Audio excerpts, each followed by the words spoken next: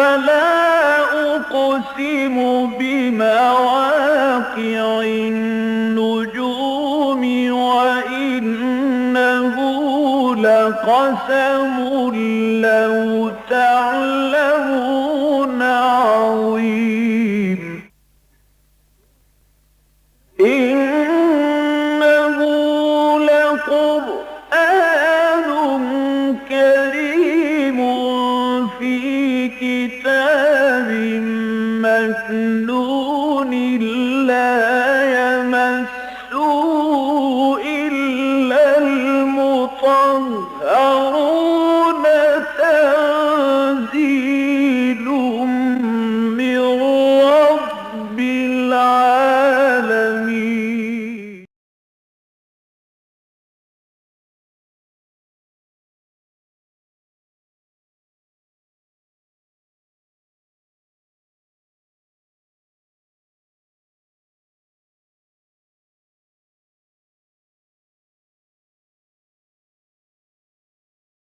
أعوذ بالله من الشيطان الرجيم. بسم الله الرحمن الرحيم.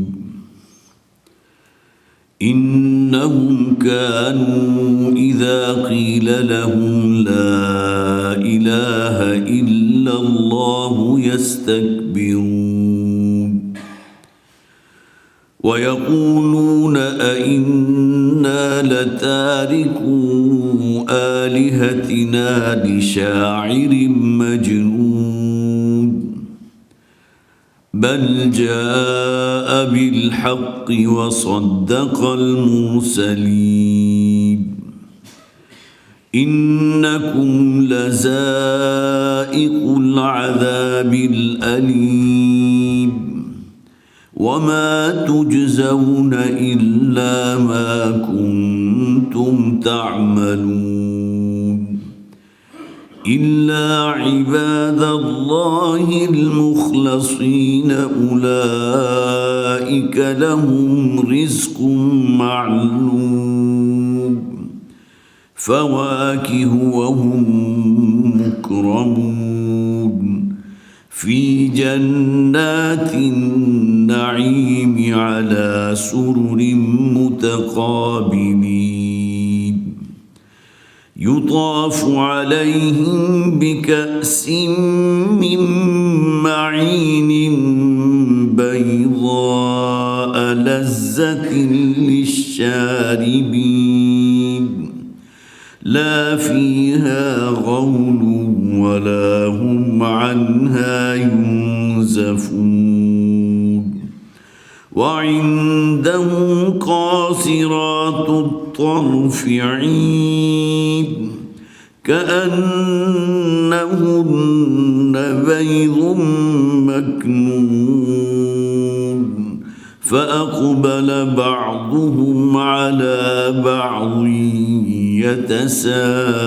يتساءلون قال قائل منهم إني كان لي قرين يقول أئنك لمن المصدقين أئذا متنا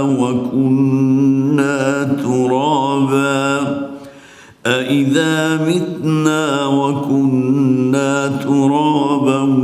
وعظاما أئنا لمدينون قال هل أنتم مطلعون فاطلع فرآه في سواء الجحيم قال تالله إن كدت لتردين ولولا نعمة ربي لكنت من المحضرين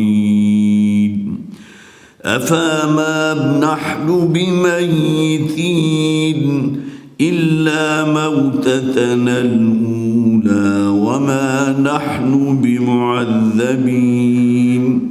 إن هذا لهو الفوز العظيم لمثل هذا فليعمل العاملون صدق اللہ العظیم رب اشرح لي صدری ويسر لي امری واحلل عقدۃ من لسانی یفقهوا قولی اللهم الہمنا رشدنا واعذنا من شرور انفسنا آمین یا رب العالمین۔ آپ حضرات کے علم میں ہے سورہ صافات ہمارے زیر درس ہے، اس کا تقریباً 1.5 رکوع ہم پڑھ چکے ہیں اور دوسرے رکوع کا نصف ثانی ہے کہ جس کی ابھی میں نے آپ کے سامنے تلاوت کی ہے۔ یہ دوسرا رکوع چونکہ خاصا طویل ہے لہٰذا مجھے یہ گمان تھا کہ شاید تیسرے رکوع کا بھی ہم کچھ نہ کچھ حصہ آج جو ہے اس کو مکمل کر سکیں، لیکن اس کے لیے امکان نہیں ہے۔ صرف ذہن میں تازہ کر لیجئے کہ مصحف میں جو منازل ہیں اس اعتبار سے 6ٹھی منزل پر ہم ہیں۔ کل 7 منازل میں مصحف کو تقسیم کیا گیا اور اسی خیال سے کیا گیا کہ ہفتے میں 1 مرتبہ اگر کوئی شخص قرآن حکیم کو ختم کرنے کا عزم کرے تو روزانہ کی 1 منزل پڑھ لیا کر لے، 7 دنوں میں 7 منزلیں پوری ہو جائیں گی۔ لیکن مکی اور مدنی صورتوں کی جو تقسیم ہے اس حوالے سے ہم اس وقت 5ویں منزل پر ہیں۔ اس میں 13 صورتیں مکی تھیں جو سورہ سبا سے شروع ہو کر سورہ احقاف تک یہ 13 مکی صورتیں ہیں اور 3 مدنی صورتیں ہیں، اور یہ مکی اور مدنی صورتوں کا گویا کہ 5واں گروپ اس طرح مکمل ہوتا ہے۔ مدنی صورتوں میں سب سے پہلے سورہ محمد ہے، پھر سورہ فتح ہے اور سورہ حجرات ہے۔ یہ سورت جو ہماری زیر مطالعہ ہے مکی، جیسا کہ اس گروپ میں شامل ہے کہ جو مکی صورتوں کا گروپ ہے، لیکن یہ کہ توحید کا، انذار آخرت کا اور اس کے علاوہ اور بہت سی ایسی مکی اسالیب کے آیات کا بڑا مختصر ہونا، مضامین کا بیان جو ہے اس کے اندر بڑا ایک جاہ و جلال کا ہونا، جہنم کے عذاب کا ذکر جو ہے بڑے شدید الفاظ میں ان آیات میں آپ کو ملے گا۔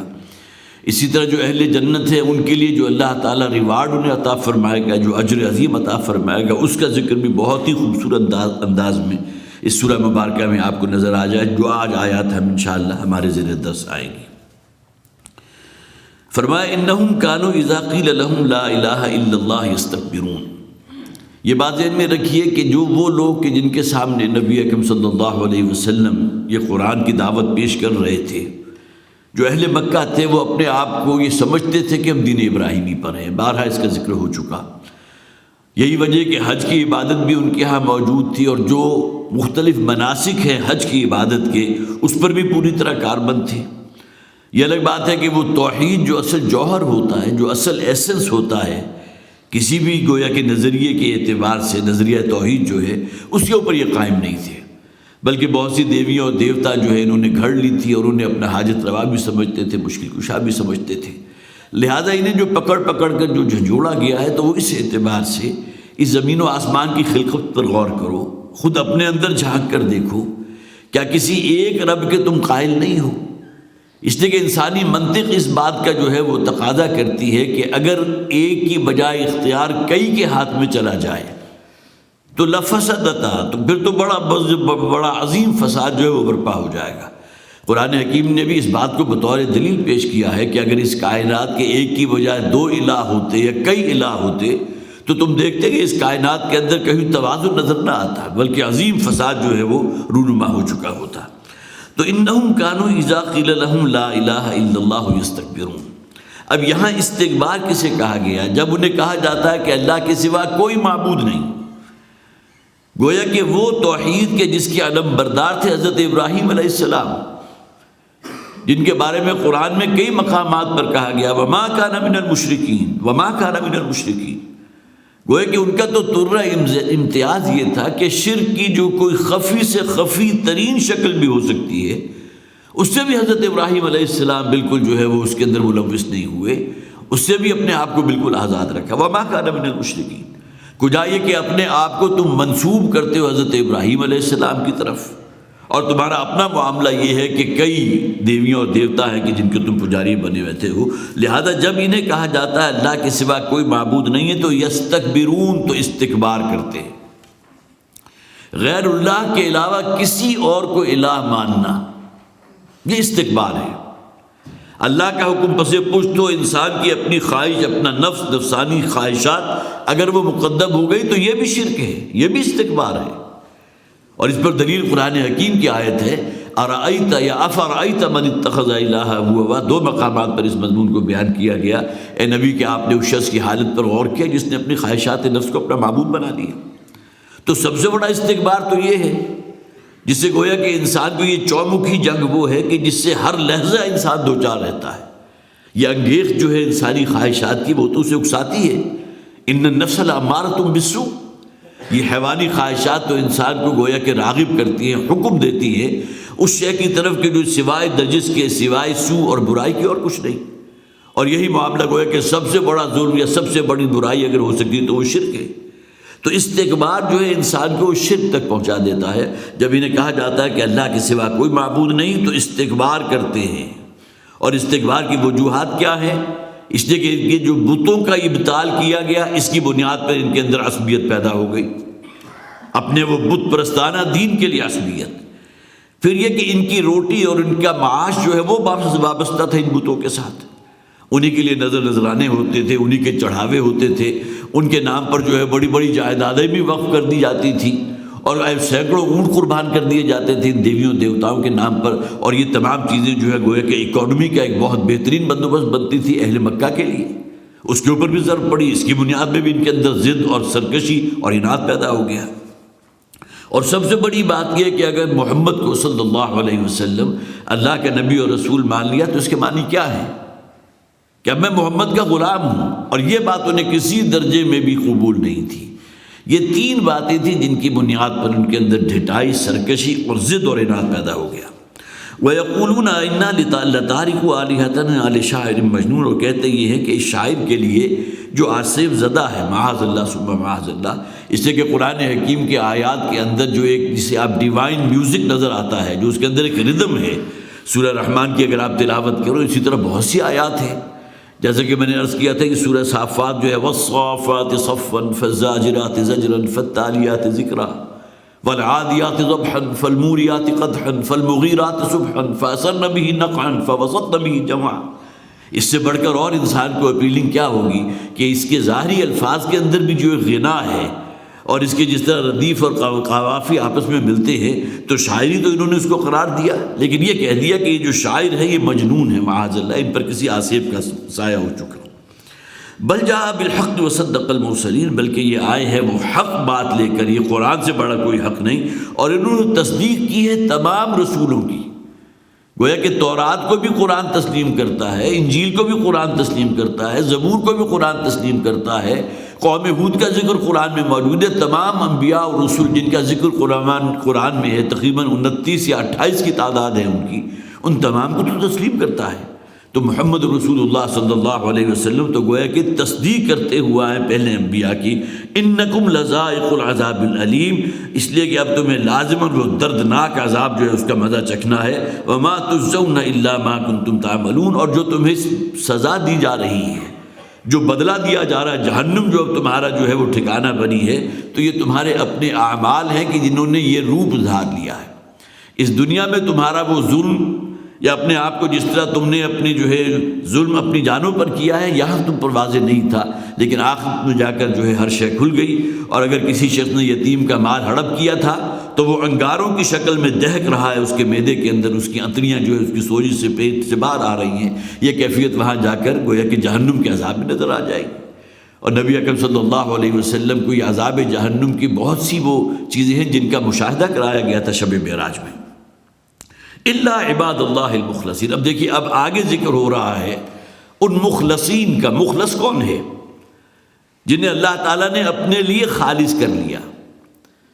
دیکھیے ہدایت جو ہے وہ سراسر محتاج ہے اس بات کی کہ اللہ کی طرف سے توفیق ملتی ہے تو انسان ہدایت کرتا ہے۔ ہدایت کے راستے پر آنا من جانب اللہ، توفیق اللہ کی طرف سے، لیکن اللہ تعالیٰ توفیق کسے دیتا ہے؟ یہاں بھی تو ہمیں کچھ اپنی منطق لڑانی چاہیے نا۔ ایک شخص اگر اپنی خواہشات نفسانی اور حیوانی جبلتوں سے باہر نکلنے کو تیار ہی نہیں تو اللہ تعالیٰ تو معاذ اللہ ظالم شمار ہوگا اگر اس سے زبردستی پکڑ کے ہدایت کے راستے پر لے آئے۔ اور اس کے بالکل برعکس ایک شخص جو ہے وہ سلیم الطبع ہے، اس کی عقل سلیم ہے، وہ تمام چیزوں پر غور و فکر کرتا ہے، ایک رب کو ماننے والا ہے، ماننے کی کوشش کرتا ہے، اللہ تعالیٰ زبردستی اسے شرک یا جو دوسرا رستہ ہے، جو برائی کا رستہ ہے، اس پر تو نہیں ڈالے گا۔ تو جس کے اندر طلب ہوتی ہے اللہ تعالیٰ اسی کو عطا فرماتا ہے۔ الا عباد اللہ المخلصین، سوائے اللہ کے ان بندوں کے جو مخلص ہو چکے ہیں، جنہیں اللہ تعالیٰ پسند کر چکا ہے، جو اپنی اس سرشت کی بنیاد پر بھی اور اپنے عزم اور ہمت کی بنیاد پر بھی اس تقویٰ کے رستے پر ہیں، اللہ کی فرما برداری والے رستے پہ ہیں۔ یہ وہ لوگ ہیں کہ جو خالص کر لیے گئے، اللہ تعالیٰ نے اپنے لیے جنہیں خالص کر لیا۔ اولئک لہم رزق معلوم، اور یہ وہ لوگ ہیں کہ جن کے لیے ایک رزق ہے وہاں اللہ تعالیٰ کی طرف سے، جس کا انہیں خوب علم ہے۔ اب اس کے بارے میں ہمارے ہاں تفاسیر میں مفسرین نے بہت سی رائیں استعمال کی ہیں، بیان کی ہیں۔ معلوم سے مراد وہ بھی ہے کہ وہ رزق ہے جس کا ذکر قرآن اور حدیث میں ملا۔ قرآن حکیم میں آخر جنت کی نعمتوں کا ذکر ہے نا، پھلوں کا ذکر بھی ہے، حور و غلمان کا ذکر بھی ہے، اس کے علاوہ جو ہے مختلف قسم کے لحم طیر مما یشتہون، وہ پرندوں کا بہت ہی جس کے اندر ان کے لیے جو ہے بڑی اشتہا ہے، اس گوشت کا ذکر بھی موجود ہے۔ تو تمام نعمتیں جن کا ذکر قرآن میں ہے اور جن کے بارے میں خبر دی ہے محمد رسول اللہ صلی اللہ علیہ وسلم نے، لیکن حضور نے ایک شرط اس کے ساتھ عائد کر دی تھی کہ جنت کی جتنی بھی نعمتیں ہیں ان کے بارے میں تم کوئی وہم اور گمان جو ہے وہ کر نہیں سکتے، تمہارے دل میں کوئی اس کا صحیح ادراک واقع نہیں ہو سکتا، اس لیے کہ مشابہ ہوں گی انہی چیزیں کو جو تمہیں اس دنیا میں دی گئی۔ لہذا قرآن میں یہ بھی کہا گیا کہ انہیں وہ پھل دیے جائیں گے وہاں جو ان کے لیے بڑے معلوم ہیں، جن کو وہ خوب اچھی طرح جانتے ہیں، لیکن یہ کہ جہاں تک معاملہ ہے ان کے ذائقے کا، ان کے فلیور کا، ان کی راحت کا، ان کی لذت کا، ان کی شیرینی کا کوئی مقابلہ ہے ہی نہیں دنیا کے پھلوں کے ساتھ۔ جس طرح کہ جہنم کے بارے میں آپ کو معلوم ہے کہ اس کی آگ جو ہے اس کا کوئی آپ مقابلہ اس دنیا کی آگ سے نہیں کر سکتے۔ اس کے لیے احادیث میں بہت ہی سخت الفاظ بھی ہیں، جسے 70 سال تک دہکایا گیا اور وہ سرخ رنگ کی ہو گئی، پھر 70 سال تک دہکایا گیا اور وہ نیلے رنگ کی ہو گئی، اور اس کے بعد بالکل سیاہ رنگ اس نے اختیار کر لیا۔ اب اس سے ہم کیا شے مراد لیں گے؟ ہمارا وہم و ادراک جو ہے وہ تو وہاں جا کر جو ہے گھٹنے ٹیک دیتا ہے، ہم تو نہیں اس کا اندازہ کر سکتے۔ ہاں، ہمارے ہاں اب آگ کے وہ ٹیمپریچر بھی ہم جو ہے آرٹیفیشلی کریٹ کر لیتے ہیں، جو لاکھوں نہیں بلکہ کروڑوں ڈگری سینٹی گریڈ ہوتے ہیں۔ نیوکلیئر ویپن اگر کہیں پھٹے گا تو وہاں جو درجہ حرارت ہوگا، تو سننے میں یہ آیا جتنے بھی لوہے کی چیزیں ہوں گی وہ بخارات بن کر اڑ جائیں گی، اس لیے کہ پانی جو ہے اسے جب 100 درجے کے اوپر کھلایا جاتا ہے تو وہ بخارات بن جاتا ہے نا۔ لیکن آپ اگر کئی ہزار ڈگری سینٹی گریڈ جو ہے لوہے کو لگائیں گے، کوئی شعلہ اس کو دیں گے، وہ پگھل جائے گا، لیکن اس کے بعد وہ ویپرائز ہو جائے، وہ بخارات بن کر اڑ جائے، وہ انرجی تو آج انسان نے بھی پیدا کر لی۔ تو یہی معاملہ جنت کی نعمتوں کا بھی ہے۔ رزق معلوم سے ایک بات تو یہ مراد لی گئی، وہ چیزیں کہ جن کا ذکر ان کے علم میں ہے، اہل جنت کے علم میں، جو قرآن اور حدیث میں موجود ہیں۔ اور دوسرا ایک ترجمہ یہ بھی کیا گیا، معلوم سے مراد وہ جو بڑی مانوس چیزیں ہیں۔ دیکھیں نا، ایک شے وہ ہے کہ جس کو دیکھتے ہی آپ کی طبیعت مائل ہوتی ہے اس کو حاصل کرنے کے لیے، کیوں کھانے کی کوئی خوبصورت شے ہے، یہ الگ بات ہے کہ آپ جب اس کو چکھیں گے یا اس کا کوئی بائٹ لیں گے تو ممکن ہے انتہائی کڑوی کسیلی ہو، لیکن اگر دیکھنے میں بڑی خوبصورت لگ رہی ہے، جو بڑی مانوس ہے، جو آپ کو اپنی طرف جو ہے کہ کھینچنے والی ہے، یہ شے بھی مراد ہو سکتی ہے کہ اللہ تعالیٰ وہ رزق انہیں عطا فرمائے گا جو نہ صرف یہ کہ ذائقے میں، فلیور میں، لذت میں کہیں بڑھ کر ہوں گے، بلکہ یہ کہ ان کے اندر وہ صلاحیت بھی ہوگی کہ وہ اپنی طرف کھینچنے والے ہوں گے اہل جنت کو۔ اسی طرح پھر ایک مراد جو ہے یہ بھی لی گئی کہ وہ رزق جو بڑی عزت والا رزق ہے، رزق معلوم، اگرچہ اگلی آیت کے اندر مکرمون کا لفظ بھی آ گیا کہ جس میں باعزت روزی، ایک تو روزی وہ ہوتی ہے نا جو آپ نے کسی فقیر کو دے دی۔ آپ نے دیکھا ہوگا جمعے کے دن کہیں مسجد کے باہر جو ہے لائن لگا کر کچھ لوگ بیٹھے ہوئے ہیں، کوئی ایک شخص آیا دیگ لے کر آیا، شاپر بیگ کے اندر کوئی تھوڑے چاول دیے اور ہر شخص کو جو ہے وہ دیتا چلا گیا۔ یہ تو لنگر کا کھانا ہے۔ ایک یہ آپ نے کسی کا اعزاز کیا، اس کا اکرام کیا، اسے بٹھایا ہے اور ابتدائی مہمان نوازی کے طور پر اس کو پیش کیا ہے، اور اس کے بعد بہترین کھانوں کا اہتمام کیا ہے، بہترین برتن جو آپ کے پاس گھر میں تھے وہ آپ نے ارینج کیے ہیں۔ یہ وہ ہے جسے آپ باعزت روزی کہیں گے، باعزت رزق فراہم کیا۔ تو فرمایا گیا کہ ان کے لیے وہ رزق ہوگا جو ان کے لیے معلوم بھی ہوگا، جن سے وہ خوب مانوس بھی ہوں گے، پھر یہ کہ ان کا بڑا پسندیدہ ہوگا جس سے بڑے مانوس ہوں گے، اور سب سے بڑھ کر یہ کہ انتہائی عزت والا رزق اللہ تعالیٰ انہیں وہاں عطا فرمائے گا۔ فواکہ وہم مکرمون، اور وہاں انہیں پیش کیے جائیں گے مختلف انواع و اقسام کے پھل، فاکہہ اس کی جمع فواکہ، اور یہاں مفسرین نے لکھا ہے یہاں پھل سے مراد وہ لذت والی چیزیں ہیں،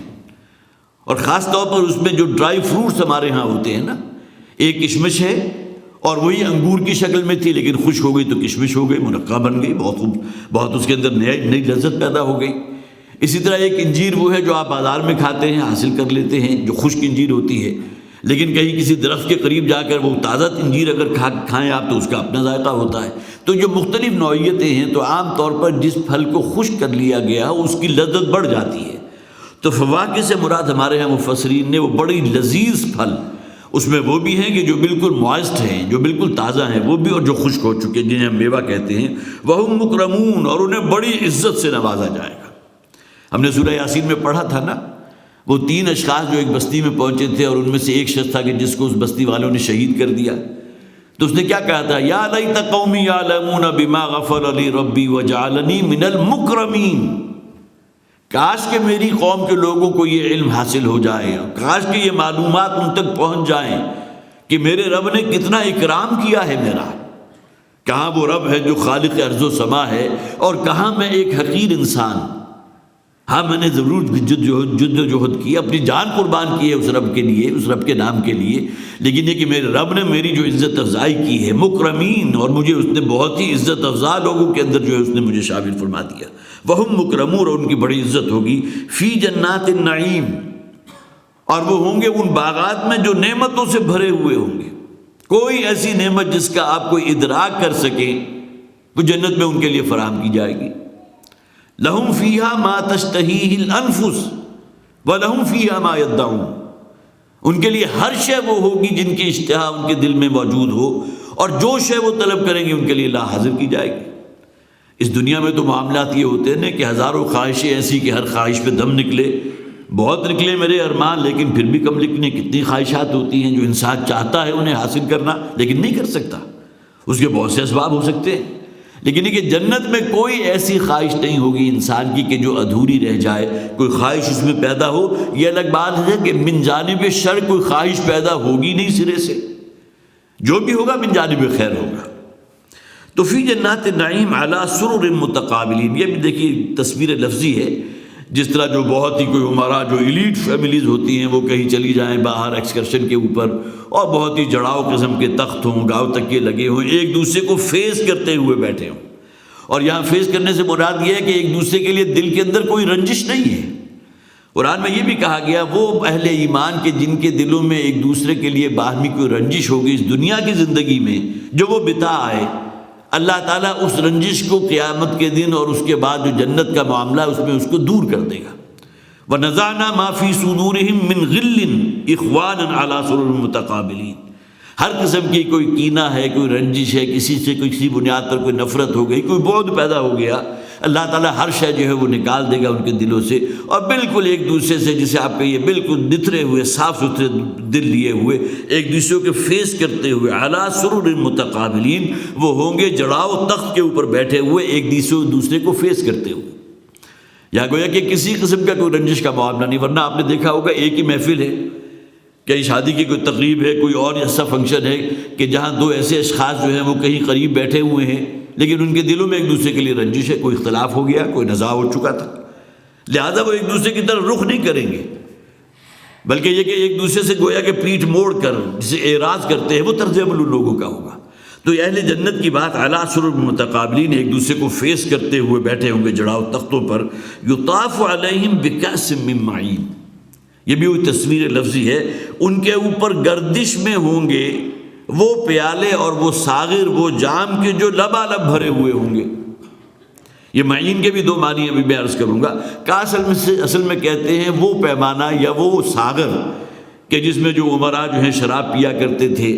اور لہٰذا وہ بہرحال بہت ہی قیمتی یا تو سونے کے ہوا کرتے تھے یا چاندی کے ہوتے تھے یا بہت ہی عمدہ قسم کے شیشہ کرسٹل گلاس جو ہوتا ہے، شاید پہلے زمانے میں تو کرسٹل گلاس نہ ہو، لیکن بہرحال اب تو ہم اس تصور سے واقف ہیں، تو اس میں بھی بہت ایک سے بھی ایک بڑھ کر قیمتی چیزیں موجود ہیں۔ تو کاس اصل میں اس شے کو کہتے ہیں، وہ پیمانہ کہ جس میں کسی مشروب کو پیا جائے۔ اور پھر یہ کہ سورہ دہر کے اندر کاسن قواریرا، وہ چاندی کے بنے ہوئے ہوں گے، لیکن چاندی کون سی؟ جو ٹرانسپیرنٹ ہوگی، گویا کہ چاندی کو اس درجے پیوریفائی کر دیا ہوگا کہ اس میں آر پار آپ دیکھ سکیں گے. ابھی تک شاید وہ چیز تو ایجاد نہیں کر سکے، لیکن ہماری سائنس جو جتنی تیزی سے آگے بڑھ رہی ہے، نہ معلوم اس قسم کی بھی کوئی شے ایجاد ہو جائے کہ جو بنی تو اصلاً چاندی سے ہو، لیکن اس میں سی تھرو ہو، آپ ایک دوسری طرف جو ہے دیکھ سکے. تو سورہ دہر میں ذکر موجود ہے کہ وہ ہوں گے فضہ کے، چاندی کے بنے ہوئے، لیکن چاندی وہ ہوگی کہ جس میں یہ آر پار دیکھا جا سکتا ہو. گویا کہ جو مشروب اس کے اندر ہے بہت ہی خوبصورت رنگ کا، وہ آپ کو نظر بھی آ رہا ہوگا، ہے اگرچہ دھات اور چاندی کی بنی ہوئی. تو یطاف علیہم بکأس من معین، یطاف کی کیا معنی؟ طواف کرنا، گردش میں ہوں گے. جس طرح کسی بڑوں کی جو محفل ہوتی ہے، کسی بادشاہ کی محفل ہو، تو وہاں مختلف قسم کے جو بھی مشروبات ہوتے ہیں وہ پھر گردش میں ہوتے ہیں. آج بھی اس کا آپ ہلکا سا نقشہ دیکھ سکتے ہیں، کوئی ولیمے یا شادی کی دعوت، اور پھر وہ کرسٹل گلاس کے اندر جو ہے مختلف قسم کے مشروب ہے، کہیں جو ہے انار کا کوئی رس آپ کو پیش کیا جا رہا ہے، اور وہ آپ کے اوپر گردش میں ہے. اگر آپ ایک سے تسلی نہیں ہوئی تو دوسرا بھی فوراً حاضر کر دیا جائے گا. تو یطاف علیہم، وہ گردش میں ہوں گے، لیے پھر رہے ہوں گے وہ پیالے کہ جو بھرے ہوئے ہوں گے من معین، اور معین سے مراد وہ جو بالکل صاف ستھری اور نتری ہوئی مشروب ہوگا. گویا کہ اس کے لیے شراب کا لفظ ہے، لیکن چونکہ ہمارے ہاں اردو زبان میں شراب کا لفظ استعمالی خاص ایک اصطلاح میں ہوتا ہے، لہذا مشروب کا لفظ زیادہ بہتر ہے. سورہ محمد کے اندر تو ذکر موجود ہے نا، وہاں شراب کی نہریں بھی ہوں گی. انہار من خمر، خمر تو کہتے ہی اس شراب کو ہیں جو انسان کے اندر ایک خاص سرور پیدا کر دے. اور اسی طرح انہار من لبن، دودھ کی نہریں بھی ہوں گی، شہد کی نہریں بھی ہوں گی. تو وہاں جو ہے وہ ان تمام چیزوں کے ذکر موجود ہے. یہاں وہ پیمانے ان کے اوپر گردش میں ہوں گے. اب یہ گردش میں کیسے ہوں گے؟ آیا وہ خلا میں ہوا میں تیر رہے ہوں گے؟ اس کا ذکر قرآن میں اور مقامات پر کیا گیا. سورہ دہر میں فرمایا گیا یطوف علیہم ولدان مخلدون اذا رأیتہم حسبتہم لؤلؤا منثورا. وہ گردش میں ہوں گے، وہ پیمانے ان بچوں کے ہاتھوں میں، وہ بچے کے جو مخلدون، جو ہمیشہ ایک ہی عمر کے، مخلد جو ایک ہی عمر کے ہوں گے، گویا کہ ان کی عمر میں کوئی اضافہ نہیں ہوگا. جس طرح آپ سمجھیے کہ 10 11 12 سال کے بچے ہوتے ہیں جن کے اندر ایک بڑی معصومیت بھی ہوتی ہے، اور اللہ تعالیٰ نے اگر انہیں حسن ظاہری بھی دیا ہو تو جسے آپ کہیے کہ بالکل موتیوں کی طرح چمکتے ہوئے نگینے. کبھی تراویح کی کوئی نماز ہو یا کس میں آپ دیکھ رہے ہوں دورہ ترجمہ قرآن میں، چونکہ تجربہ ہوتا رہتا ہے، چھوٹے چھوٹے بچے بھی آتے ہیں 5 6 7 8 سال کے، تو وہ بالکل موتیوں کی طرح پھر رہے ہوتے ہیں. اور اللہ تعالیٰ نے انہیں جس طرح ایک خوبصورتی اور جس طرح انہیں رنگت عطا کی ہوتی ہے، تو اس میں بھی کیا خوبصورت نقشہ ہوتا ہے. تو اسی کے قریب ترین کا نقشہ کھینچا ہے کہ وہ بچے کے جو وہ بالکل نو عمر، بالکل بچے وہ بھی نہیں کہ جو بالکل ابھی جن سے گویا کہ خیر و شر کی کوئی تمیز ہی نہ ہو، بلکہ وہ ذرا تھوڑے سے عمر کے ہوئے 8 9 10 سال تک کے بچے کہ جو موتیوں کی طرح وہاں جو ہے ان تمام پیمانوں کے لیے پھر رہے ہوں گے. یطوف علیہم ولدان مخلدون، وہاں ولدان کا لفظ آیا جو بچے کو کہتے ہیں. اسی طرح فرمایا گیا سورہ طور میں یطوف علیہم غلمان لہم کانہم لؤلؤ مکنون. غلمان بھی کہتے ہیں جو وہ جسے آپ شعور سن کہتے ہیں، اس سے پہلے کی جو ایج ہوتی ہے 10 11 12 سال، اس ایج کے بچے. اب اس کے بارے میں ہمارے ہاں مفسرین نے بہرحال مختلف آراء موجود ہیں. حضرت انس، حضرت سمورہ بنت جندب رضی اللہ تعالی عنہ، ان دو کی آراء ہیں، اور انہوں نے کہا کہ یہ اصل میں مشرکین کے بچے ہوں گے کہ جن کو انتہائی خوبصورت موتیوں کی شکل میں اس دن اللہ تعالیٰ تبدیل کر دے گا، اور وہ حرکت میں ہوں گے ان کے لیے ان جام اور وہ ساغر کو لیے ہوئے ان کی تواضع کے لیے. اسی طرح ایک یہ بھی کہا گیا کہ جن لوگوں کے والدین جو ہیں جنتی ہوں گے، ان کے بچے تو ان کے ساتھ جنت ہی میں رکھے جائیں گے. یہ بھی ایک اور رائے ہے جو احادیث میں آپ کو ملتی ہے. لیکن جن کے والدین جنتی نہیں ہوں گے، ان کے بچوں کو گویا کہ ان سے یہ خدام کے طور پر وہاں اللہ تعالیٰ، اللہ کا اپنا کام ہے. اور پھر یہ کہ اس کے لیے ہم کوئی دلیل بازی شروع کر دیں کہ یہ جو چائلڈ لیبر ہے کہیں اس کے اندر نہ آ جائے، فلاں نہ ہو جائے، فلاں نہ ہو جائے. یہ تمام پیمانے آپ کے اس دنیا کے لیے ہیں. آخرت تو غیب کی شے ہے نا، وہاں تو جو کچھ ہوگا. ابھی آگے کی جو آیات پڑھیں گے تو اس میں بھی انسان ایک دم متحیر ہو جاتا ہے کہ یہ معاملہ وہاں ہوگا، خاص طور پہ جہاں اہل جہنم کا ذکر ہے. تو وہاں کوئی جو کیفیت بھی ہوگی، اللہ تعالیٰ ہم میں سے جس کو بھی وہاں پہنچائے، اللہ کرے کہ سبھی وہیں پہنچے، تو وہی وہ حقیقت کھلے گی کہ جنہیں غلمان کہا گیا، جنہیں ولدان کہا گیا، مخلدون کہا گیا، اور اسی طرح غلمان لہم کانہم لؤلؤ مکنون. اور وہ اتنے خوبصورت ہوں گے اور اتنے اٹریکٹیو ہوں گے کہ گویا کہ بہت ہی خوبصورت موتی ہوں جن کو غلافوں میں لپیٹ دیا گیا. تو یطاف علیہم بکأس من معین بیضاء لذۃ للشاربین. اور یہ ہوگی بالکل سفید نتری ہوئی، کرسٹل، جس طرح آپ کلیئر کہتے ہیں. ایک شراب ہوتی ہے جس کے اندر کچھ نہ کچھ آپ کو جو ہے کوئی چیزیں نظر آ جائیں، اس لیے کہ بہرحال انگور کا جب آپ اس کو پورے پروسیس سے گزارتے ہیں اور پوری طرح فلٹر نہیں کرتے تو اس میں کچھ نہ کچھ ہے جو ہے شاید نظر آ جاتی ہو،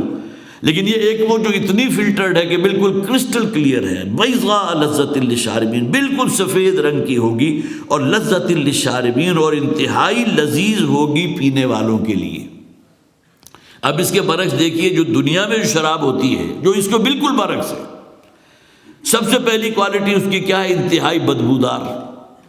وہ عام نفیس انسان جو ہے اگر اس کو سونگھ لے تو ایک دم اس کے چہرے کے تاثرات ایسے ہوں گے کہ جو دوسرے دیکھنے والا سمجھ جائے گا کہ انتہائی کریہ شے ہے، کوئی بدبودار اور متعفن شے۔ اس لیے کہ پیور شراب کو جس طرح بنایا جاتا ہے، جس کا طریقہ ہے، تو اس میں تو اس کے اندر کسی قسم کی کوئی فرحت آ ہی نہیں سکتی۔ ہاں ٹھیک ہے، اس کے اندر نشہ پیدا ہو جاتا ہے جو انسان کو فضاؤں میں لے اڑتا ہے، لیکن اس کی جو صورت ہوتی ہے اور پھر یہ کہ اس کے اندر جو ایک وہ خاص قسم کی جسے آپ بدبو کہیں یا جو تعفن ہوتا ہے، اس کا تو کسی سے انکار نہیں۔ اسی طرح جو دنیا کی شراب ہوگی وہ تلخ ہوگی۔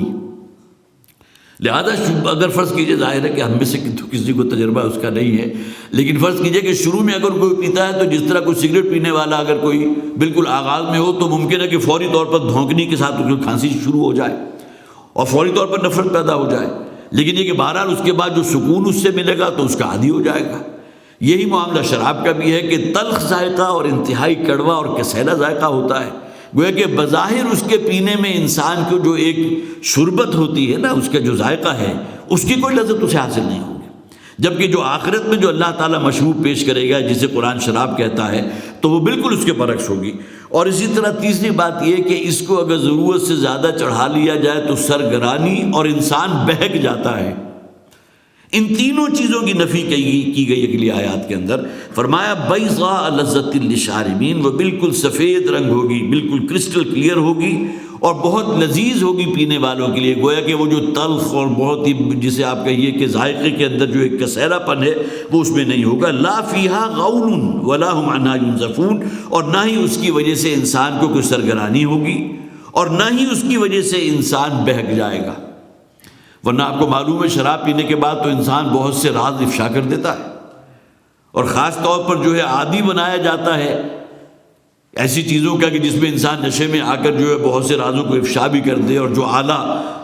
پوسٹ کے اوپر جو لوگ ہیں اور ان کے پاس جو بڑے قیمتی راز ہوتے ہیں، کسی ملک کے جو قومی راز ہوتے ہیں، ان کو بھی جو ہے وہ اس میں بہک جانے کے اندر اس کو بھی بیان کر دیا جاتا ہے، اس میں بھی کوئی اس کو رکاوٹ نہیں ہوتی، اس لیے کہ شرم و حیا بھی ختم ہو گئی، اور انسان کا جو کنٹرول ہوتا ہے کہ کس شے کو اس نے آگے بیان نہیں کرنا وہ بھی لوز ہو جاتا ہے۔ تو وہ تینوں قسم کی چیزیں یہاں ذکر کر دیا گیا، انتہائی ذائقہ بھی بہت عمدہ، بہت ہی خوشبودار، بہت فرحت بخش، اور جس سے سکون تو ملے گا لیکن اس کی وجہ سے نہ تو انسان بہکے گا اور نہ ہی اسے کسی قسم کی کوئی سرگرانی ہوگی۔ وَعِندَهُمْ قَاصِرَاتُ الطَّرْفِ عِينٌ، میں نے عرض کیا تھا نا کہ ان آیات کے اندر بہت ہی خوبصورت الفاظ ہیں جن میں جنت کی نعمتوں کا ذکر کیا گیا، لیکن اس بات کو ذہن میں رکھیے کہ یہ دے کر جو بھی ہمارے ذہن میں ان الفاظ کی وجہ سے جو شکل بھی ابھرتی ہے، جنت کی نعمت ان سے کہیں بڑھ کر ہے۔ ما لا عین رأت ولا اذن سمعت وما خطر علی قلب بشر، یہ الفاظ ہیں محمد رسول اللہ صلی اللہ علیہ وسلم کے۔ جنت کی نعمتیں وہ ہیں جو نہ کسی آنکھ نے دیکھی ہیں، نہ کسی کان نے سنی ہے، نہ کسی کے قلب و ذہن پر اس کا کوئی ہلکا سا ادراک بھی ہو سکے گا۔ ان نعمتوں کے تو آپ جو ہے گویا کہ الفاظ میں بیان نہیں کر سکتے، صرف الفاظ ہمیں سمجھانے کے لیے ہیں۔ وَعِندَهُمْ قَاصِرَاتُ الطَّرْفِ عِينٌ، اور ان کے بالکل قریب ہی ہوں گی وہ بہت ہی خوبصورت اور موٹی آنکھوں والی حوریں۔ قاصرات الطرف ان کی کوالٹی بیان کی گئی، نگاہوں کو نیچی رکھنے والیاں۔ دیکھیے عورت یا جسے آپ خاتون کہیں گے اس کا حسن اسی میں ہے۔ اگر کہیں نگاہوں کے اندر بے باکی پیدا ہو گئی اور دیدے پھاڑ پھاڑ کر ادھر ادھر دیکھنے کا کوئی معاملہ ہے تو پھر اس کے اندر سے جسے آپ کہیے نہ شرم ہے، نہ حیا ہے، اور نہ نسانیت اور خوبصورتی اس میں باقی رہے گی۔ اصل شرم و حیا ہے کہ جو زیور ہے، عام طور پر تو ہمارے ہاں گویا کہ یہ جملہ بھی مستعمل ہوتا ہے کہ عورت کا جو اصل زیور جو ہے وہ تو شرم و حیا ہے۔ اسی طرح قصر کسے کہتے ہیں؟ مختصر کر دینا، کم کر دینا، لمٹ کر دینا۔ آپ کی ظہر کی 4 رکعتیں آپ نے نماز قصر ادا کی تو اس میں 4 کی بجائے آپ نے 2 پڑھی۔ تو قاصرات الطرف نگاہوں کو محدود کرنے والیاں، ایک ہوتی ہے وہ جسے آپ کہیے کہ دیدہ پھاڑ کر دیکھنے والی، ایک وہ ہے جن کی نگاہیں جھکی ہوئی ہوں گی، جس کے آپ کہیں گے کہ فیلڈ آف ویژن جو ہے نا، اگر نگاہیں جھکی ہوں گی تو وہ ظاہر ہے کہ فوکس کریں گی بالکل قریب کو، لیکن اگر نگاہیں اٹھی ہوئی تو وہ دور دور کی چیزوں کو منظر میں لائیں گی۔ تو ان خواتین کی یا وہ حوریں جن کا ذکر یہاں کیا جا رہا ہے، ان کی یہ کوالٹی ہے قاصرات الطرف، بالکل یہی الفاظ استعمال ہوئے ہیں سورہ رحمان کے اندر بھی، کہ انہیں اللہ تعالیٰ وہ حوریں عطا فرمائے گا کہ جن کی نگاہیں جو ہیں وہ جھکی ہوں گی شرم و حیا کی وجہ سے۔ اور عین کہتے ہیں بہت ہی بڑی اور خوبصورت اور موٹی آنکھیں، لیکن آنکھ کا موٹا ہونا اگر ایک حد سے بڑھ جائے تو وہ بھی تو خوبصورتی کی بجائے بدصورتی بن جاتی ہے نا۔ یہ تھائرائڈ کا جو گلینڈ ہے اس کے بعض ایسے ہوتے ہیں وہ ہارمونز، وہ اگر زیادہ ہو جائیں تو آنکھیں بہت زیادہ نمایاں ہو جاتی ہیں، بہت بڑھ جاتی ہیں۔ ایکسٹاپتھالمس گوائٹر جس کو کہتے ہیں، جو ہم چونکہ یہ چیزیں پڑھی ہوئی لہٰذا فوری طور پر ذہن میں آ جاتی ہیں، لیکن وہ موٹی اور باہر نکلی ہوئی یا بڑی آنکھ جو ہے وہ خوبصورتی کا ضامن نہیں ہوتی، وہ تو ایک عیب بن جاتا ہے، وہ تو ایک بیماری کی علامت ہے۔ انتہائی معتدل، انتہائی متوازن اور پھر خوبصورت، اور وہ آنکھیں کہ جن کی سفیدی اور سیاہی بہت نمایاں ہو۔ یہ تمام روایات ملتی ہیں۔ حضرت ام سلمہ رضی اللہ تعالیٰ عنہ سے ابن جریر ایک روایت لے کر آئے ہیں، تو انہوں نے حضور سے سوال کیا، اس لیے کہ آگے آ رہا ہے کأنہم بیض مکنون۔ اس حوالے سے یہ حدیث جو ہے صاحب تفسیر نے دی ہے اپنی تفسیر کے اندر، کہ انہوں نے حضور سے سوال کیا کہ یہ بیض مکنون جو کہا گیا تو یہاں کیا مراد ہے، کہ ان کی رنگت ایسی ہوگی گویا کہ انڈے ہیں کہ جو بالکل محفوظ غلافوں میں لپیٹ دیے گئے ہیں، جن کے اوپر کوئی گرد و غبار نہ ہو، بالکل شاف و شفاف۔ تو حضور نے فرمایا کہ اصل میں یہاں مراد ہے، وہ پھر مثال یہ پیش کی کہ انڈے کا جو ایک سخت چھلکا ہوتا ہے، وہ حدیث کے الفاظ ہیں، اور ایک اس کی سفیدی ہے جس کے اندر زردی موجود ہے، ان کے درمیان ایک جھلی ہوتی ہے جو بہت ہی ملائم ہوتی ہے، بہت ہی نرم و نازک، بہت لطیف، بہت ہی ملائم، بہت ہی گداز قسم کی جھلی، گویا کہ ذرا سے ہاتھ لگایا تو وہ پھٹ جائیں گی۔ تو ایسی شے کہ جس کو ذرا آپ ٹچ کریں تو وہ میلی ہو جائے۔ اب گویا کہ وہ شے بھی مراد ہے کہ جو اس درجے صاف ہو، شفاف ہو، اور پھر یہ کہ اس کے اندر وہ نرم و نازک ہو، وہ ملاحیت ہو، وہ ملائمت ہو، کہ جس میں ذرا سا بھی اس کو اگر ہاتھ لگائے تو وہ میلی ہو جائے۔ تو یہ 6 مراد لی گئی حضرت ام سلمہ رضی اللہ تعالیٰ عنہ کی جو حدیث ابن جریر لے کر آئے۔ تو عندہم قاصرات الطرف عین، بہت ہی موٹی اور خوبصورت آنکھوں والی، نگاہوں کو جھکا کر رکھنے والی شرم و حیا کی وجہ سے، کأنہم بیض مکنون، اور گویا کہ وہ ہیں وہ انڈے کے جن کو پوری طرح جو ہے غلاف میں، اور جس طرح مرغی بھی جو ہے اپنے پروں میں چھپا لیتی ہے تاکہ گرد و غبار سے بھی محفوظ ہو جائے، کسی قسم کی کوئی نجاست بھی اس کے ساتھ نہ لگ سکے، تو یہی معاملہ جو ہے ان کا ہوگا، ان حوروں کا۔ فَأَقْبَلَ بَعْضُهُمْ عَلَى بَعْضٍ يَتَسَاءَلُونَ، اور پھر وہ ایک دوسرے کی طرف رخ کرتے ہوئے بعض سوال کریں گے اہل جنت۔ دیکھیے اب آپس کے سوالات ہیں، میں نے جیسے کہ عرض کیا تھا کہ ان الفاظ کے اندر تصویر لفظی ہے کہ آپ پڑھتے ہوئے سنتے ہوئے محسوس کرتے ہیں گویا کہ یہ سب کچھ آپ کی نگاہوں کے سامنے ہو رہا ہے، جیسے کہ ہم نے پڑھا تھا عَلَىٰ سُرُرٍ مُتَقَابِلِينَ، جڑاؤ تختے کے اوپر اہل جنت بیٹھے ہوں گے ایک دوسرے کو فیس کرتے ہوئے، اور پھر یہ کہ وہ پیمانے ان کے اوپر گردش میں ہوں گے کہ جن کے اندر وہ مشروب ہوگا جس کی وجہ سے نہ انہیں سرگرانی ہوگی، نہ کسی قسم کا بہکنے کا معاملہ ہوگا، انتہائی لذت والا اور انتہائی سکون اور سرور بخشنے والا۔ پھر ان کے قریب ہی موجود ہوں گی وہ حوریں بھی کہ جو بڑی موٹی آنکھوں والی ہیں، جن کی نگاہوں کے اندر ایک پاک دامنی بھی ہے، شرم و حیا بھی ہے، نگاہیں جھکی ہوئی ہیں۔ فَأَقْبَلَ بَعْضُهُمْ عَلَىٰ بَعْضٍ يَتَسَاءَلُونَ، اور وہ ایک دوسرے میں سے بعض دوسرے سے سوال کریں گے۔ قَالَ قَائِلٌ مِّنْهُمْ إِنِّي كَانَ لِي قَرِينٌ، ایک جنتی اپنے سامنے جو بیٹھا ہوا جنتی ہے اس سے سوال کرے گا، انی کان علی قرین، میرا ایک ہم عمر دوست ہوا کرتا تھا۔ ابھی خاص طور پر جو بچپن کی دوستی کے اندر جو ایک لذت ہوتی ہے نا، آج بھی اگر آپ کہیں بچپن کے دوست سے بہت عرصے کے بعد ملیں تو جس قسم کی بے تکلفی اور جو ہنسی مذاق اور جس قسم کی فرحت آپ کو ملتی ہے، تو اسی قسم کی کیفیت وہاں ہے۔ اس نے کہا، ایک جنتی نے اپنے سامنے بیٹھے ہوئے دوسرے جنتی سے، انی کان علی قرین، میرا ایک ساتھی تھا، قرین ہم عمر جو بھی دوست ہوگا اس کو کہتے ہیں۔ گویا کہ یہ شخص اگر کوئی شخص بڑھاپے بھی پہنچ گیا، لیکن جو وہ اس کا ہم عمر تھا بچپنے کے دور کا، جس کے ساتھ ایک محبت خاص جو ہے ڈیولپ ہو چکی تھی، تو میرا بھی ایک ایسا ہی دوست تھا۔ یقول انک لمن المصدقین، وہ مجھ سے یہ کہا کرتا تھا، پوچھا کرتا تھا، سوال کرتا تھا کہ کیا تم بھی ان باتوں کو مانتے ہو جس کی خبر محمد دے رہے ہیں صلی اللہ علیہ وسلم؟ مصدق، تصدیق کرنے والے۔ گویا کہ یہ اہل جنت میں سے ایک جنتی دوسرے سے یہ کہے گا، یاد کرے گا کہ میرا ایک دوست ہوا کرتا تھا، میرے ساتھ بڑی محبت تھی اسے، اور میرا وہ ہم نشین تھا، میرا ہم عمر تھا، بچپن ہمارا اکٹھا گزرا، اور وہ مجھے بڑا فورس کیا کرتا تھا، اس لیے کہ میں مائل تھا دعوت کی طرف، توحید کی طرف اور تصدیق کی طرف، تو مجھے کہا کرتا تھا کہ کیا تم بھی ان باتوں کو مانتے ہو کہ مرنے کے بعد کی زندگی بھی ہوگی اور اس کے بعد جو ہے حساب کتاب بھی ہوگا، پھر جنت اور جہنم بھی ہوگی، یہ توحید کے نظریہ کیا تم بھی اس کے قائل ہو، اس کو ماننے والے ہو؟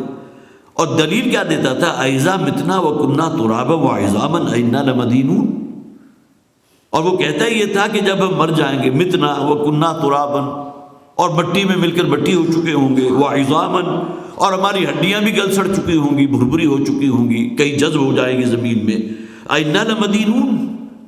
کیا پھر ہمیں دوبارہ جو ہے وہ پھر زندہ کر کے حساب کتاب دیا جائے گا؟ مدینون دین کسے کہتے ہیں؟ قرضے کو کہتے ہیں، آپ نے دیا جو آپ کو واپس کرنا ہے۔ اسی طرح لین دین کے لیے آتا ہے یہ لفظ لمدینون، اور اسی میں جزا و سزا کے لیے بھی آ گیا، گویا کہ وہ کہ جس میں انسان کو اس کے اعمال کا یا اس کے اقوال کا یا جو لفظ اس کی زبان سے نکلا ہر ایک کا بھرپور بدلہ مل جائے، لمدینون۔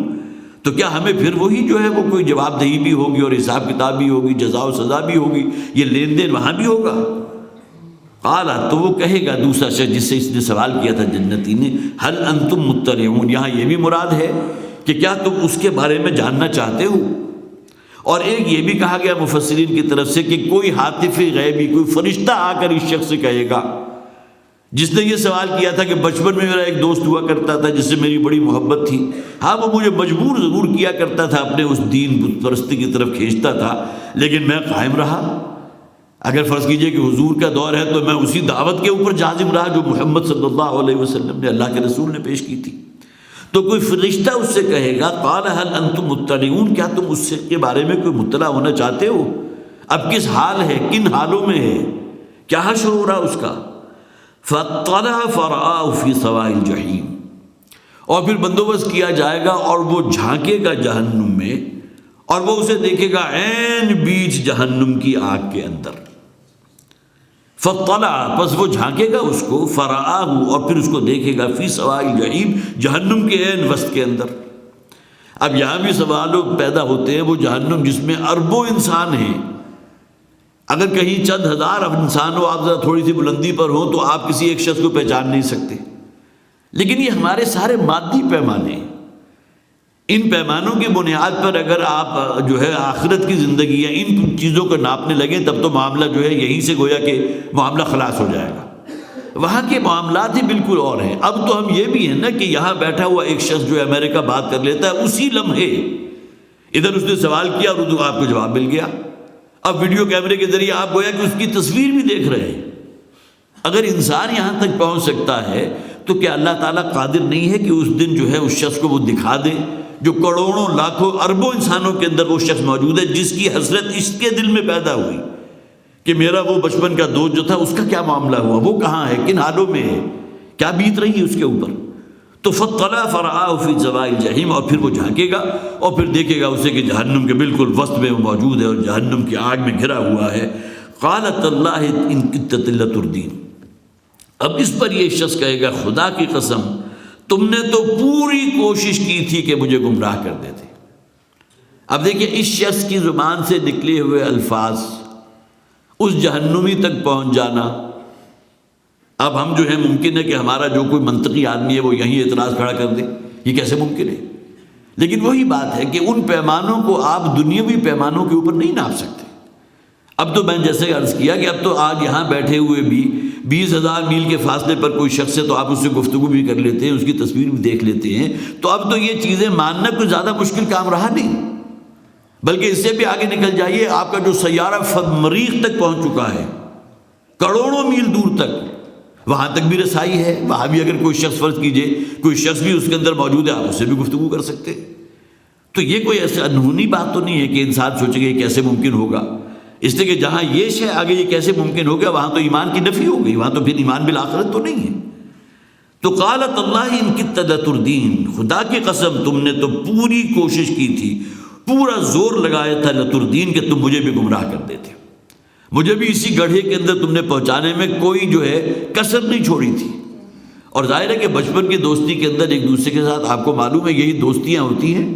اگر کوئی بگڑا ہوا دوست ہے انسان کی جو ہے اس کی صحبت میں رہتے ہیں، وہ بھی بگڑے ہوئے رستے پر وہ کہیں نشہ کرنے لگے گا، ایڈکٹ ہو جائے گا، کہیں سے فرض کیجئے کہ جرائم پیشہ شخصوں کے اندر وہ بن جائے، کسی جتھے کا رکن بن جائے، اس لیے کہ وہ صحبت اسے اس کی ملی تھی کہ جو شروع ہی سے گویا کہ اس کی گرومنگ ہی اس طرح ہوئی کہ اس کے اندر ایک معاملہ جو ہے گمراہی کا تھا، غلط تھا۔ تو تم نے تو پوری کوشش کی تھی کہ مجھے بھی یہیں اسی جہنم کے گڑھے میں جھونک دیتے، وَلَوْلَا نِعْمَةُ رَبِّي، اور اگر میرے رب ہی کا کرم نہ ہوتا، میرے رب ہی کی رحمت اور اس کی نعمت، اس کی رحمت اگر مجھے حاصل نہ ہوتی، لَكُنْتُ مِنَ الْمُحْضَرِينَ، تو میرا بھی یہی معاملہ ہوتا کہ مجھے بھی اسی طرح جکڑ کر اسے جہنم میں ڈال دیا گیا ہوتا۔ تو یہ گویا کہ ایک جو مکالمہ ہے جنتیوں کا آپس میں، اور پھر فوری طور پر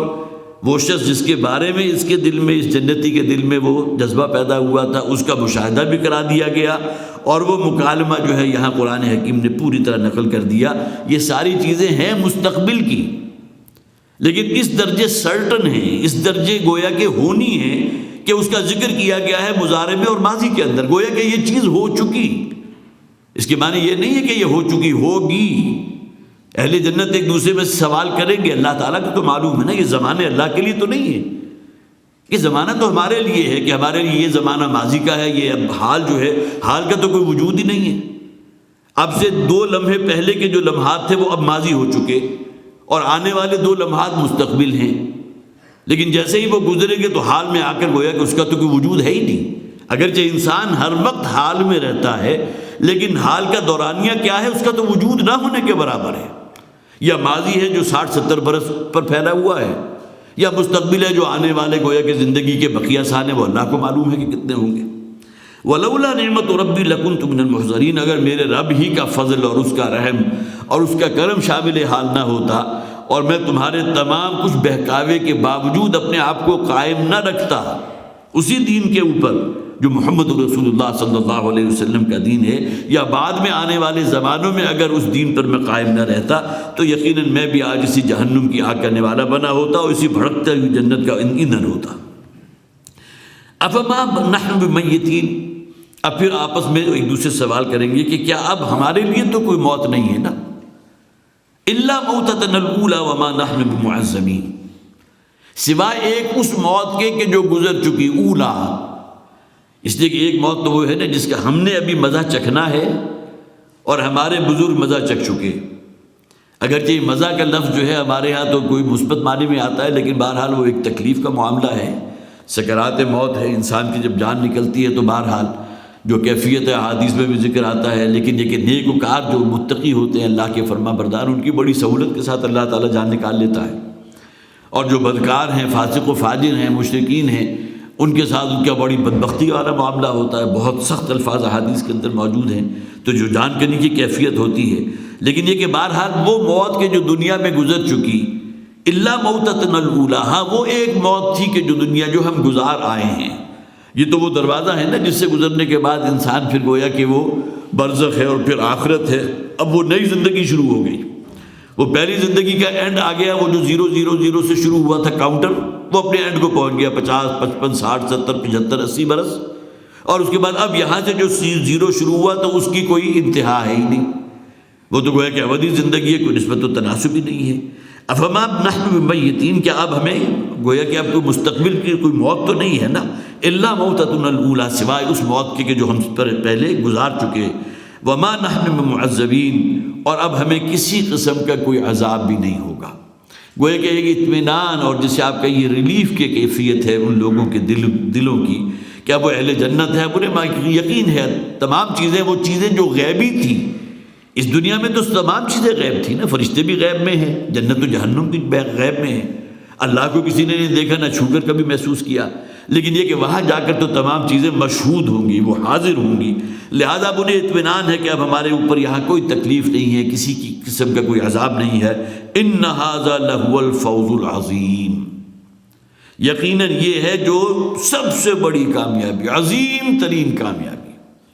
یہ دنیا کی زندگی کو کامیابی نہیں کہا گیا، دنیا کی زندگی کامیاب ہے بشرطے کہ اس کے ساتھ آخرت کی زندگی میں فوز عظیم ہو، لیکن اس دنیا میں کامیابی کہ آپ معراج تک پہنچ جائیں، بل گیٹس بن جائیں اور بلینز کے آپ کے اثاثے ہوں، لیکن آخرت اگر تباہ و برباد ہوگی تو یہ تو کامیابی تو نہیں ہے نا۔ والعصر ان الانسان لفی خسر، ہمارے جو منتخب نصاب کا سب سے پہلا درس ہے، زمانے کی قسم کس بات پر کھائی گئی؟ تمام انسان خسارے اور تباہی سے دوچار ہونے والے ہیں، الا الذین آمنوا، ہاں وہی 4 لوازم نجات ہیں، ایمان، عمل صالح، تواصی بالحق اور تواصی بالصبر۔ یہ اگر 4 کا ذخیرہ موجود ہے تو اللہ کے ہاں کامیابی ہے، جسے قرآن کہتے ہیں فوزا عظیما، یہ ہے سب سے بڑی کامیابی، اصل کامیابی۔ سورہ احزاب کے آخری رکوع کی 2 آیات بھی ہیں، آیت نمبر 70 اور 71، جس میں فرمایا گیا وَمَن يُطِعِ اللَّهَ وَرَسُولَهُ فَقَدْ فَازَ فَوْزًا عَظِيمًا، وہی لفظ ہے نا یہاں، إِنَّ هَذَا لَهُوَ الْفَوْزُ الْعَظِيمُ، یہ ہے اصل میں سب سے بڑی کامیابی، عظیم ترین کامیابی، وہ کامیابی جس کا تم تصور کر سکتے ہو، کلائمیکس پر۔ اور وہاں فرمایا گیا جو شخص بھی اللہ اور اللہ کے رسول کی اطاعت پر کاربند رہے گا، مَن يُطِعِ اللَّهَ وَرَسُولَهُ، دیکھیں یہاں حال اور مستقبل دونوں جمع ہو گئے، مضارع ہے نا، وَمَن يُطِعِ اللَّهَ وَرَسُولَهُ، جو شخص بھی اطاعت کرتا ہے اور کرے گا، کس کی؟ اللہ کی اور اس کے رسول کی، فَقَدْ فَازَ فَوْزًا عَظِيمًا، تو اصلاً یہ وہ شخص ہے جو سب سے بڑی کامیابی حاصل کرے گا۔ یہ وہی اہل جنت ہے جن کا یہاں ذکر ہو رہا ہے، جن کے دل میں تقویٰ بھی تھا، جن کا ایمان اور یقین تھا اللہ کی ذات پر، جنہوں نے اطاعت و فرما برداری اختیار کی اللہ کی اور اللہ کے رسول کی۔ وَمَن يُطِعِ اللَّهَ وَرَسُولَهُ فَقَدْ فَازَ فَوْزًا عَظِيمًا إِنَّ هَذَا لَهُوَ الْفَوْزُ الْعَظِيمُ، یہ ہے اصل میں سب سے بڑی کامیابی۔ لِمِثْلِ هَذَا فَلْيَعْمَلِ الْعَامِلُونَ، اب یہ وہ مثال ہے جو اللہ تعالیٰ نے بیان کر دی، حور و غلمان کا ذکر بھی آ گیا، بہترین مشروب کا ذکر بھی آ گیا، بہترین قسم کے پھل اور میووں کا ذکر بھی آ گیا، اور وہ نعمتیں جو ہمیشہ کی نعمتیں ہوں گی ان کا ذکر بھی آ گیا۔ یہ تمام باتیں بیان کرنے کے بعد فرمایا گیا لِمِثْلِ هَذَا، ایسی چیزوں کو حاصل کرنے کے لیے عمل کرنا چاہیے نا۔ اب یہ تمام چیزیں صرف جو ہے ہم پڑھتے چلے جائیں اور صرف ثواب حاصل کرنے کی نیت سے، اور عمل میں ہمارے سر میں کوئی فرق واقع نہ ہو، سیرت و کردار اسی طرح ہوں جس طرح پہلے تھے، ان آیات سے گزر جانے کے بعد بھی کوئی جو ہے سر منہ کوئی فرق واقع نہ ہو، تو فرمایا فَلْيَعْمَلِ الْعَامِلُونَ، ان چیزوں کو حاصل کرنے کے لیے اللہ کی رضا ہے اصل شے۔ یہ الگ بات ہے کہ ہمارے لیے جو جنت کا ذکر کیا گیا، اور عام طور پر کہا جاتا ہے ہمارے صوفیہ جو ہے اس معاملے میں بہت آگے نکل گئے کہ اصل شے جو ہے وہ تو اللہ کی رضا ہے نہیں، باقی یہ کہ جنت ونت کا تو ذکر ہی نہیں کرنا چاہیے، معاذ اللہ۔ وہ شے جس کے بارے میں حضور خود یہ فرماتے ہیں اللہم انی اسألک الجنہ واعوذ بک من النار، اے پروردگار میں تجھ سے سوالی ہوں جنت کا، جنت الفردوس کا۔ حضور نے کہا اگر تم میں سے کسی شخص کو اللہ سے جنت مانگنی ہو تو جنت الفردوس طلب کرے، اور اس کے بارے میں ہم کہیں گے یہ تو اصل میں صرف ہماری جو حسیات ہیں اس کی تسکین کے لیے قرآن میں ذکر کر دیا گیا، ہاں باقی یہ ہے کہ جو ہے اللہ کو راضی کر لیں آپ، یہ تو گویا کہ یک رخا پن ہو گیا نا، اس میں آپ نے ان نعمتوں کی بالکل نفی کر دی، گویا کہ وہ تو ہمارے نزدیک کوئی اہمیت رکھتے ہی نہیں جی، ہم تو اتنے صوفی ہو گئے، اتنے پہنچے ہوئے ہو گئے کہ ان چیزوں کا ہمارے اوپر کوئی اثر نہیں ہوتا۔ وہ ایک جو حکایت عام طور پر رابعہ بصری کے حوالے سے جو بیان کی جاتی ہے کہ ایک دن گھر سے نکلی تو بڑی حالت جذب میں تھی، اور ایک ہاتھ میں جو ہے ان کی ایک شمع تھی، قندیل تھی جو روشن تھی، آگ بھڑک رہی تھی، اور دوسرے ہاتھ کے اندر ایک لوٹا تھا جس میں پانی تھا۔ تو رستے میں چلتے ہوئے کسی شخص نے ان سے پوچھا کہ کہاں چلی؟ اب یہ بہرحال یہ روایت چونکہ عام طور پر بیان ہوتی ہے، معلوم نہیں اس کی کوئی حقیقت ہے یا صرف تمثیل ہے، لیکن وہاں بھی یہی انداز ہے۔ دیکھیے وہ الفاظ کیا تھے جب اس سے پوچھا گیا رابعہ بصری سے کہ یہ کیا کر رہی ہو، تمہارے ہاتھ میں ایک ہاتھ میں لوٹا اس میں پانی بھرا ہوا ہے، تو کیا جواب دیا انہوں نے؟ میں یہ شمع لے کر جا رہی ہوں تاکہ جنت کو آگ لگا دوں، اور یہ پانی میں جو پانی ہے اس لوٹے کے اندر یہ اس لیے میرے ساتھ ہے تاکہ جہنم کی آگ کو ٹھنڈا کر دوں، اور آگے الفاظ کیا ہیں؟ تاکہ لوگ صرف اللہ ہی کی رضا کے لیے اس کی فرما برداری کریں۔ اب یہ بالکل دوسری انتہا جو سراسر گمراہی ہے۔ اللہ کی رضا مطلوب ہے، ہمارا اصل مقصود اللہ کو راضی کرنا ہے، لیکن جن چیزوں کا اللہ تعالیٰ نے مظاہر قرار دیا کہ میری رضامندی کے یہ مظاہر ہیں، اگر آپ اپنے باپ کو راضی کرتے ہیں یا اپنے کسی عزیز و اقارب بزرگ کو راضی کرتے ہیں تو آپ متوقع ہوتے ہیں اس بات کے کہ وہ آپ کے لیے اچھے کلمات کہے گا، آپ کو کوئی اچھے گفٹ دے گا، اچھا ریوارڈ دے گا، 100 قسم کی اور چیزیں انسان اس کا خیال کرتا ہے۔ ان تمام چیزوں کو تو نلیفائی کر دیا، اور اس بات کے اوپر کہ انسان صرف اللہ کو راضی کرنے کے لیے کام کرے، تو یہ بات جو ہے کسی طرح سمجھ میں آنے والی نہیں۔ یہ گویا کہ وہ رستہ ہے کہ جو بہرحال وہ جو صراط مستقیم ہے جس میں جنت اور جہنم دونوں سب سے بڑی حقیقتیں ہیں، ان کی نفی کرتے ہوئے کہ جنت کو تو میں آگ لگا دوں اور جہنم کو ٹھنڈا کر دوں اس لوٹے کے پانی کے ذریعے، تو یہ چیز جو ہے یہ بہرحال ہمارے ہاں اگر تصوف یا اس قسم کی باتیں اس طرح آگے بڑھ رہی ہیں تو اس کا وہ دین نہیں ہے جو محمد رسول اللہ صلی اللہ علیہ وسلم لے کر آئے۔ تو ان ھذا لہو الفوز العظیم، یقیناً یہ ہے جو سب سے بڑی کامیابی ہے۔ لمثل ھذا فلیعمل العاملون، اب یہ میرے اور آپ کے لیے ہے کہ یہ ہیں وہ چیزیں، یہ ہیں وہ مثالیں یا یہ باتیں جو بیان کی گئی جنت کی نعمتیں، اس کے لیے چاہیے کہ محنت کرنے والے، عمل کرنے والے اس میں آگے بڑھیں۔ فذلک فلیتنافس المتنافسون، یہ میدان موجود ہے نا، اس میں آگے بڑھو۔ سارعوا الی مغفرۃ من ربکم، اپنے رب کی مغفرت حاصل کرنے کے لیے اور اس جنت کے حصول کے لیے۔ سورہ حدید میں تو خاص طور پر ذکر کیا گیا،